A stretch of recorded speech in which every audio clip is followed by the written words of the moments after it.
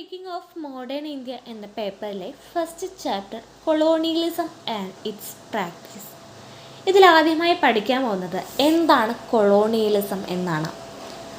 സാമൂഹികപരവും സാമ്പത്തികപരവും രാഷ്ട്രീയപരവുമായി ഒരു കോളനിയെ കോളനിവൽക്കരിച്ച ശക്തികൾ ആധിപത്യം പുലർത്തുന്ന ഒരു സ്ഥിതിവിശേഷണമാണ് കൊളോണിയലിസം എന്ന് പറയുന്നത്.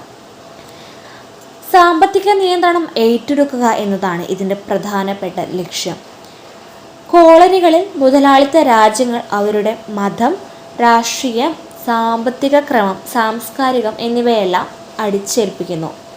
15-16 നൂറ്റാണ്ടുകളിലാണ് കൊളോണിയലിസം ആരംഭിക്കുന്നത്. അടുത്തത് ഇമ്പീരിയലിസം. യഥാർത്ഥത്തിൽ കൊളോണിയലിസത്തിലേക്കുള്ള ഒരു മാർഗമാണ് ഇമ്പീരിയലിസം എന്ന് വേണമെങ്കിൽ പറയാം. സാമ്രാജ്യങ്ങൾ ഉണ്ടാക്കുന്ന ഒരു പ്രോസസ്സാണ് ഇമ്പീരിയലിസം എന്ന് പറയുന്നത്. രാഷ്ട്രീയ അധികാരം, സൈനിക